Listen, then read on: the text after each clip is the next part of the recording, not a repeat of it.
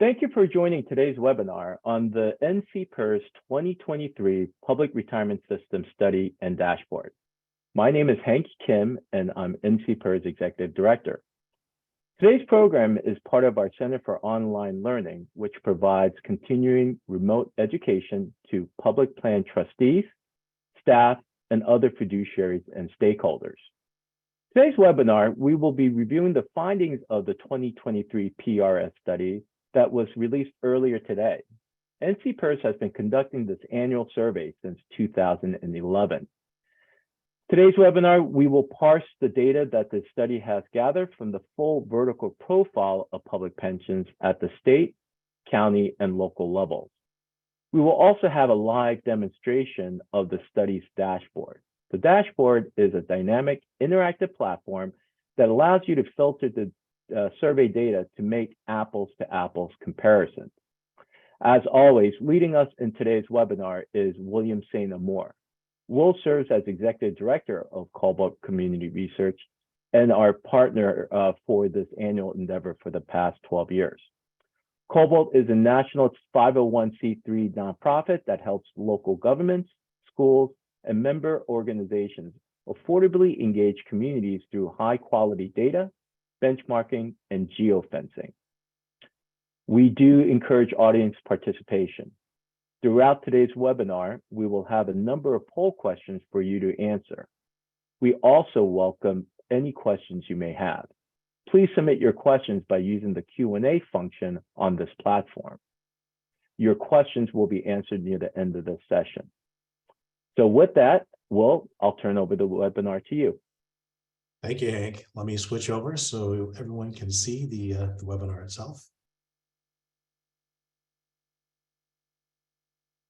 So thank you again for the opportunity to review the information and to share it with everyone out there. So this is a really interesting study this year, especially given all of the things that are going on in the environment. So I think there's some thought-provoking pieces here that all of you will find helpful as you consider for your own plans, and also as you collaborate with other plans around the country. So we already talked about Cobalt and what we're about. We're headquartered here in Charlotte, Michigan. For this year's study, we wanted to continue with the set of data that we've been collecting over the last 12 years, and really understand, what's going on, the current data in terms of your financials, your membership data, but also looking at what are the best practices and strategies that you're putting in place currently to try to make sure that you're matching the things that are going on out there in the broader environment. Methodology. So as with past studies, we've done this with a collection in September, October, November, and December. So we did this by email, a couple of blasts out by email, and then a follow-up mailed reminder out to folks. We heard back from 195 funds, which is fantastic, well above what we've seen in past years. And there's 108 of you that participated not only in this year, but also in last year. That's a really useful group because that lets us see an apples to apples comparison in terms of what your experience was last year and how that's changed with the most recent year. When we're just looking at the population overall, it's very interesting, but depending on who responded year over year, you can get some fluctuations that aren't related to, the specific fund. So having that cohort 108 is really good. So let me talk a little bit about who responded. Oh, I see a poll question that popped up too. Yep, so, this is your first poll question. You have about 5 seconds to respond. Go ahead, Will. Did your plan participate in the 2023 study? Yes, no, or you're not sure.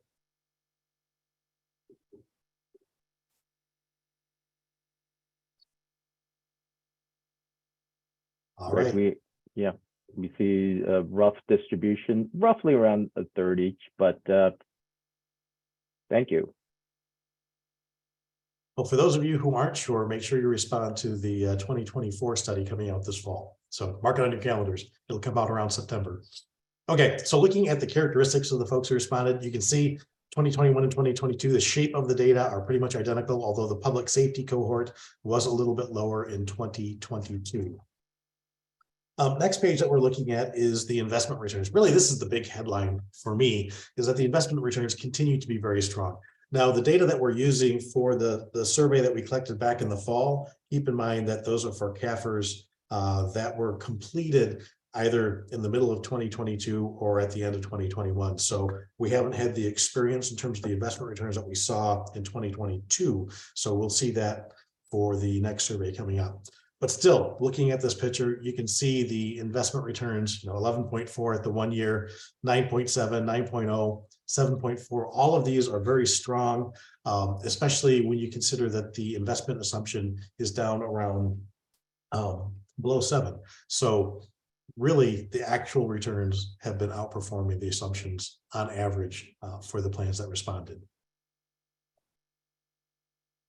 This next page is looking at the funded level. So we've got a scatter chart here looking at the funded ratio on the vertical and then the size of the plans across the horizontal axis. You can see this black line, which is the average funded level. So the average funded level is 77.8, which is up from 74.7 last year.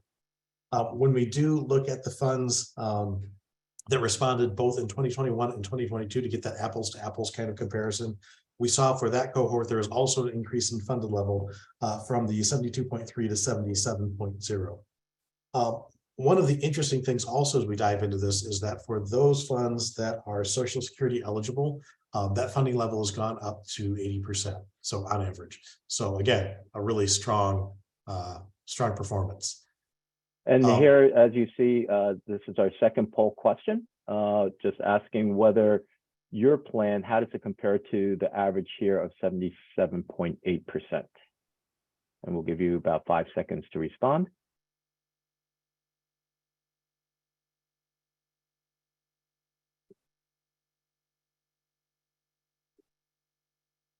Okay, great.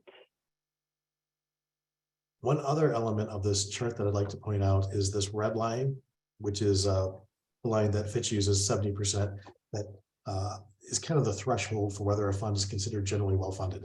As you all know, there's a lot of things that go into it in terms of how well you're meeting your actuarially required contribution levels and what that looks like long-term. But, for a snapshot, this is a useful chart just to see overall how funds are doing.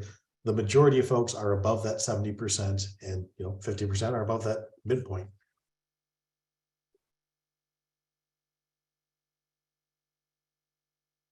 All right, we are on slide number 8 on investment return assumptions. If we can have our third poll question before Will starts.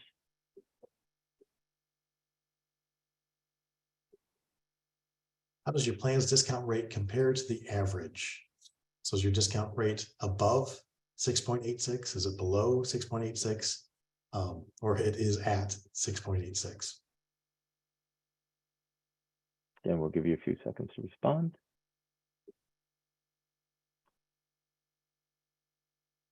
So 59% of today's participants said discount rate is above 6.86. 37% said that they are below 6.86, and 4% said they are at 6.86. Great. Very cool. Very interesting. So you can see what that distribution looks like again. So it was 7.07 last year, and we've seen a long-term trend of this slowly notching down year over year. Another thing that we've seen is that the investment smoothing period has actually extended out. That had been contracting over the last several surveys, but it started to lengthen out a little bit from 5.2 to 5.5. And when we look at the cohort of folks that responded to both 2021 and 2022, we saw it rise from 4.9 to 5.2. So generally, this is a situation where we're seeing that change. The distribution of responding funds on the graph shows that the majority have smoothing periods that are really right around 5 years or shorter. So that's pretty common. For funds that are Social Security eligible, the smoothing period was 5.7, so a little bit longer. Funds with members who are not Social Security average have a smoothing period of 5.1 years. Expenses was another interesting thing that we saw in this particular study. We've seen a long chain of the expenses marching down, both the administrative and the investment expenses, but we saw a little bit of a bump. So the overall average expense for all respondents to administer the funds and to pay investment manager fees is 64 basis points. And so as a reminder, 100 basis points equals 1 percentage point. This is above the 54 basis points that we had in the prior year. Both administrative and investment expenses were higher than the private year. One of the things that we like to keep an eye on too is the investment company fact book.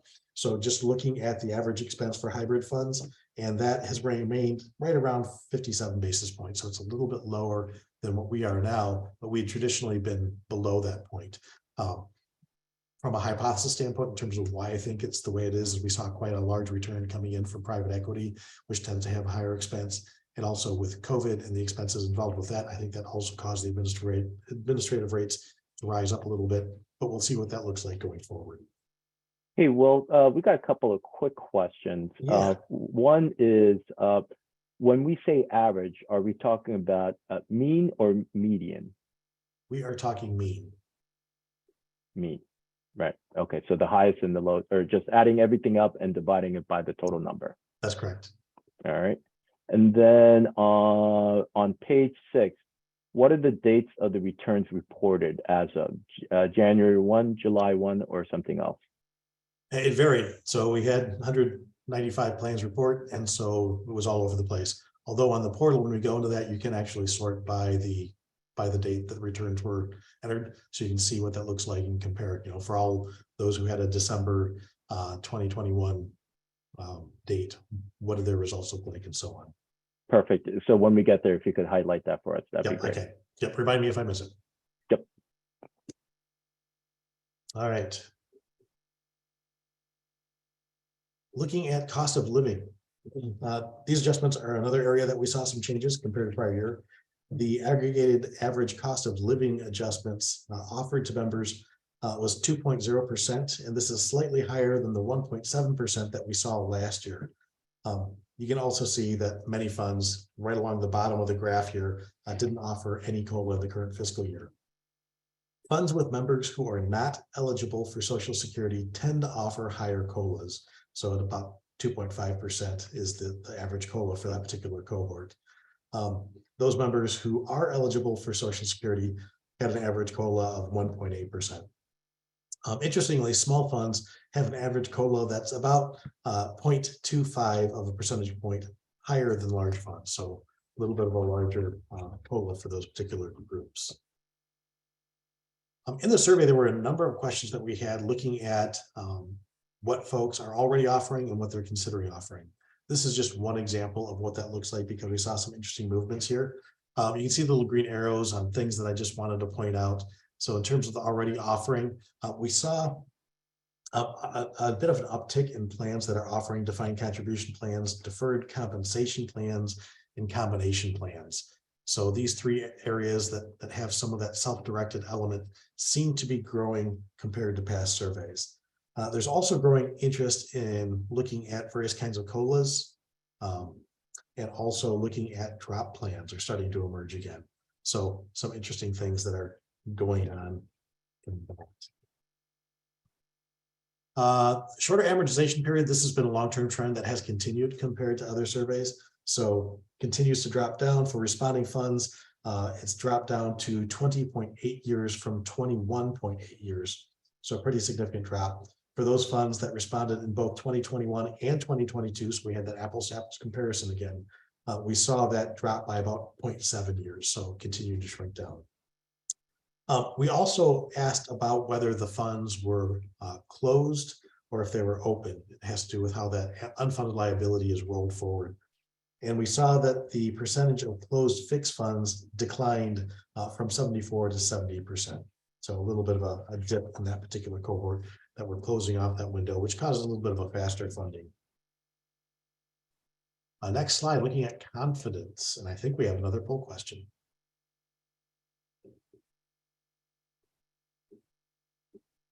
What is your personal confidence rating compared to the average? And this is your confidence in terms of your ability to meet the needs of the fund in the next couple of years. So our average is 7.8. So is your confidence rating above 7.8, below 7.8, or right at the 7.8?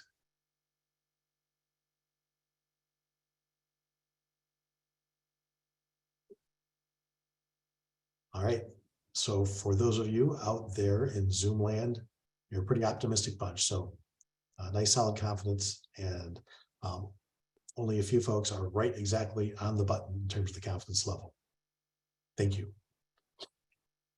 So this is looking with your satisfaction in terms of your ability to meet the needs of the system. So we've been tracking this number long-term, we did see that number start to soften a little bit. So it was a rating of 7.8 on a 10-point scale. And last year it was a little bit higher. I think it was right around 8. And back in 2011, when we first started, it was 7.4. So we're still better off than we were back when we started these surveys back in 2011, but it did soften a little bit. When we looked at those plans that participated in the prior year survey last year compared to this year, we also saw a little bit of a dip from 8.0 to 7.7. So we know that generally this was a more common experience that funds have had.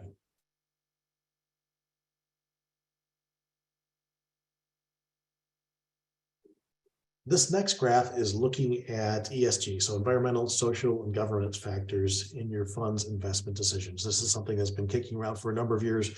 We wanted to start putting a baseline metric on it, so you can see what that looks like. About 54% of respondents say that the ESG factors are somewhat or very important in their investment decisions. So we'll see how that marches forward in future surveys. So at this point, I'm ready to dive in to do the demo. Are there any other questions that need to be answered before I jump over? Yeah, why don't we answer the 4 remaining questions before we actually get into the demonstration. So going in chronological order, can the fact book report data about investment expenses be shared? Yeah, so Will, if you could give us where that fact book data comes from, we can send out a link to the group. Yep, it is publicly available. If you just go out to Google and type in 2022 investment company fact book, it should pop right up. It's a PDF. Great. This next question you might be able to highlight during the demo, but what was the lowest discount rate that was reported? And if you want to hold, let's see. If you want, I'm just flipping through the slides as you.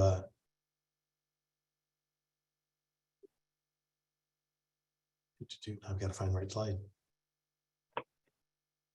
The lowest return or the lowest assumed rate of return looks like 4%.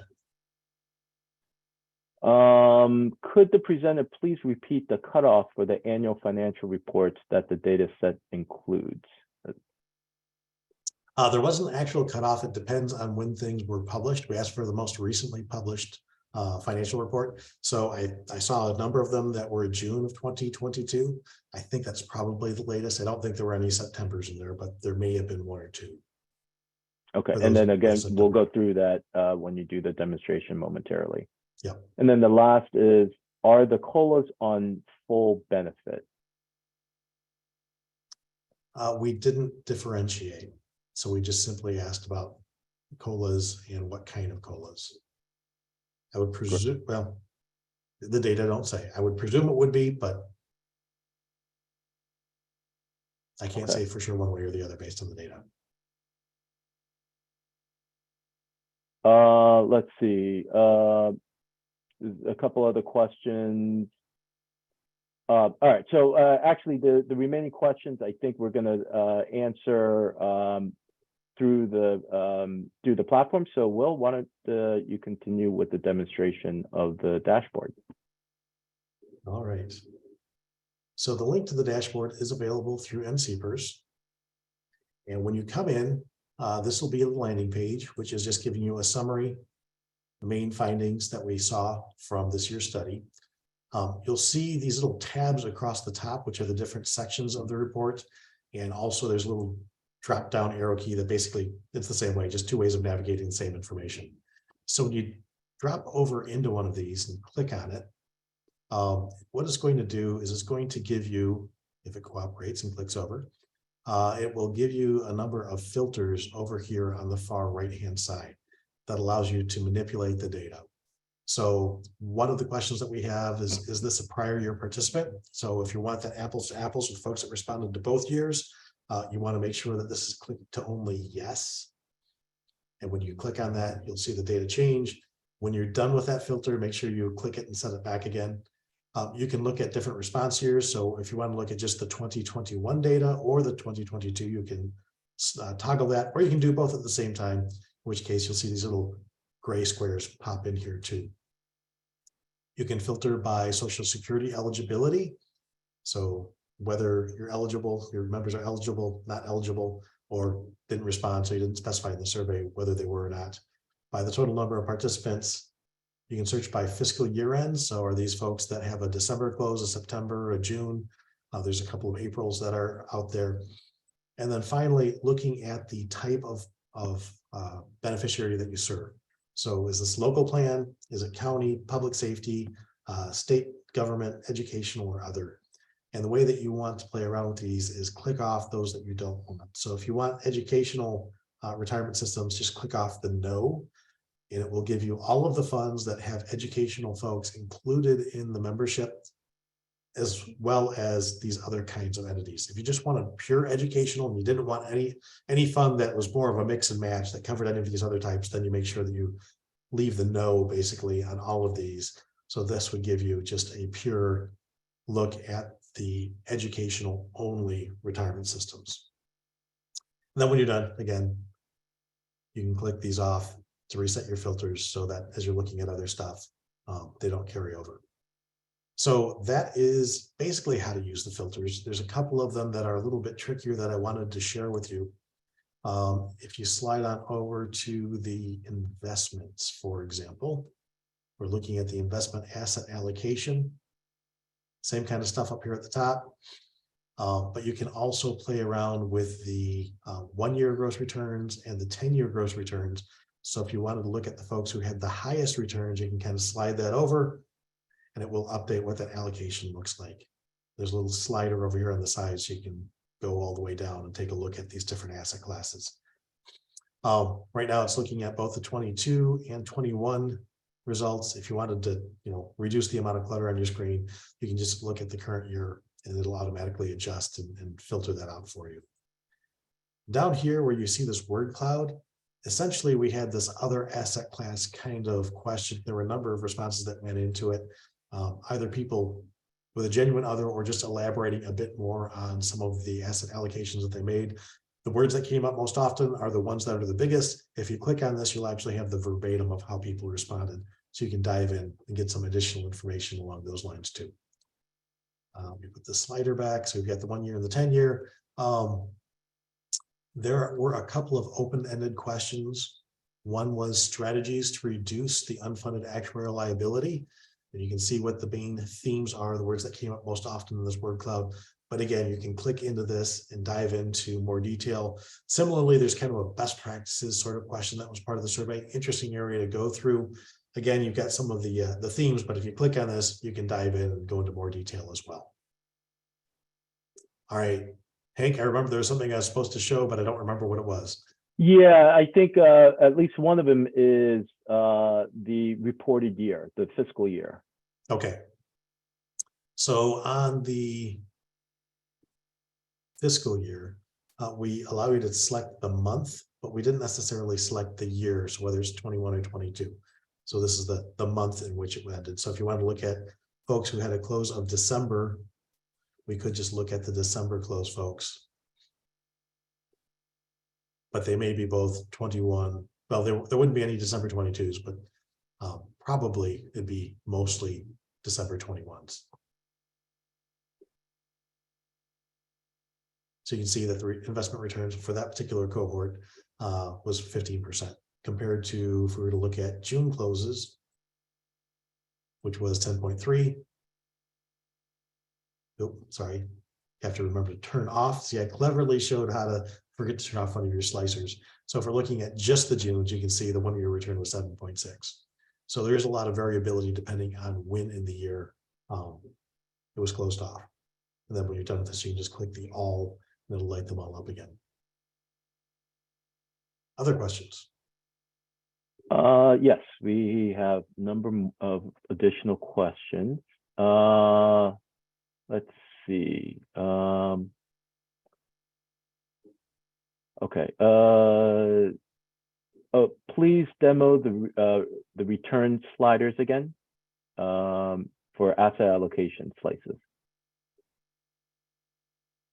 All right, so going over to the investment asset allocation sliders. So you can see here, you can either type in a return amount or you can just slide the slider over. It will automatically adjust for everything in the range from 8.4 to 91%. And same thing with the 10-year, you can do a similar sort of thing. And you could do mix and match, right? So you could can also do mix and match. Right. So like the fiscal year, right? We could do you do the pull down menu on the fiscal year, it's say June, right? And then do the sliders on top of that, correct? That's correct.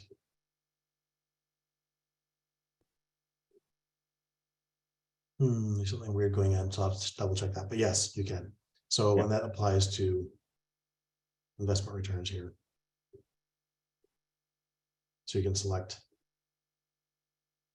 June and make those various adjustments. Okay.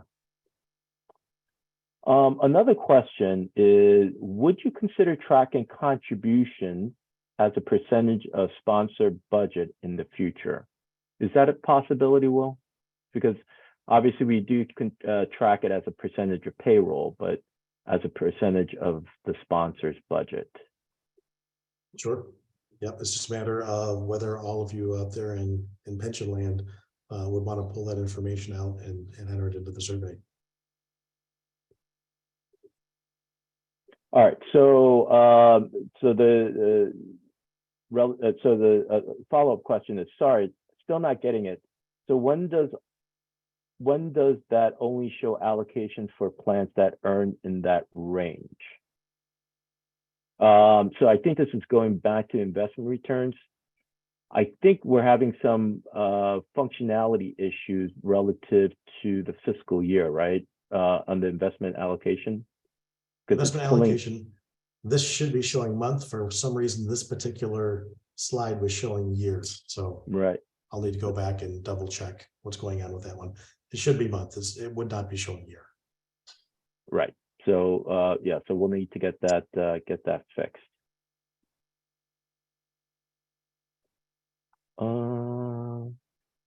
I think that's all the questions as of now.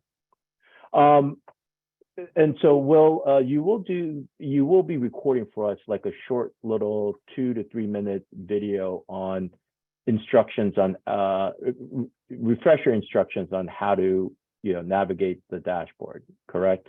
That's and correct. So when that's available, again, it will be available on their website. It's saved onto YouTube probably. And so, if you don't want to see the full video recording of this webinar, but are just curious about how to access the dashboard and manipulate the filters, we will again have like a short 2-minute video on how to quickly do that. So yeah, so if you have any other questions, please email Lizzie at lizzie@ncpers.org. And then if you want to just flip to the last slide, Will. Yeah, any sort of research data questions that you may have, please feel free to email me or Lizzie, or feel free to send it directly to Will. And I think we just had Lizzie share a quick chat with everybody on where to see the tutorial. So, Will, thanks again for sharing with us the results of the annual survey and walking us through the dashboard. We encourage all of our members to review the static PDF as well as go on to the dashboard. The data is only as good as the people viewing it and using it, and so we've spent a lot of time and effort, and we'd love for our members to be able to utilize it. We did get some questions in advance. Hold on one second. I think there's one other quick question. Last question is relative to the administrative cost shown as a basis point, wouldn't the data be more relevant to a ratio compared to liabilities rather than to assets?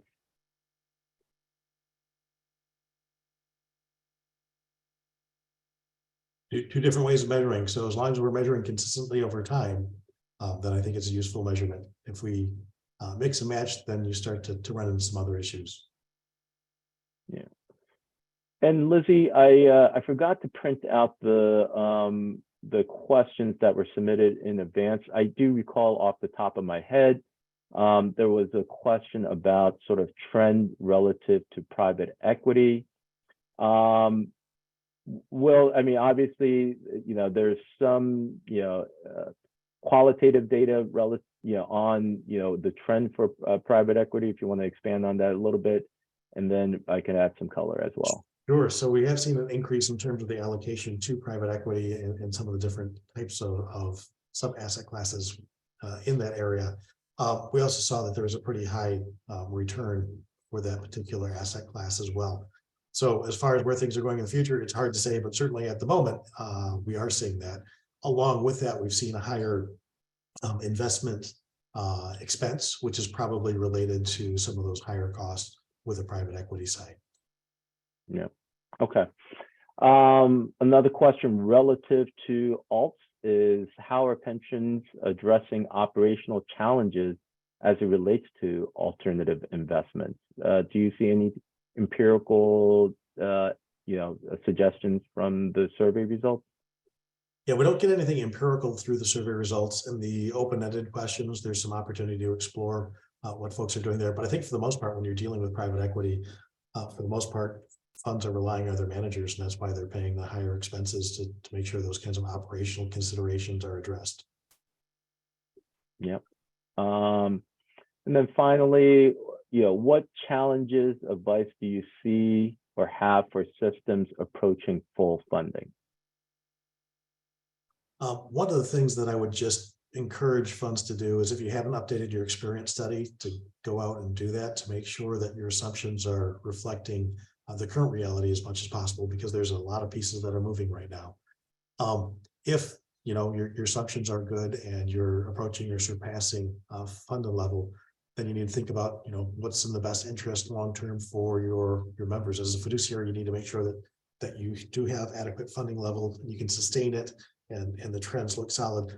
On the other hand, you also need to think about the contributions that you're charging back to reporting units. And those are funds that they could use for other purposes to fulfill their own individual missions. So it is a balancing thing to think about. But number one, make sure that your experience study is accurate, so you've got the best information to make decisions that you can as you approach that full funded mark. Yeah, and what I can add is, in conversations with public pension professionals, I think there is still long memory relative to the sort of the how plans reacted in the 90s to early 2000s. And I think there is a lot of cautiousness about the durability of the funded status. And so I think certainly plans have learned, and that it's easy to give benefits, but during down economic times, it's really hard to contract those benefits once issued. So I think plans are being very, very cautious as they approach full funded. Now, having said that, I think this was a conversation more in 2021 than it is last year, or maybe going into the future. So, we will see. So, well, I think we reached the end of our Q&A. I thank you again for participating with us. And to our audience, thank you for joining us today. And if you have any questions or follow-ups, feel free to let us know. And otherwise, we have a great week, and we look forward to hosting you at the next webinar that we host. Thank you. Thanks, Will.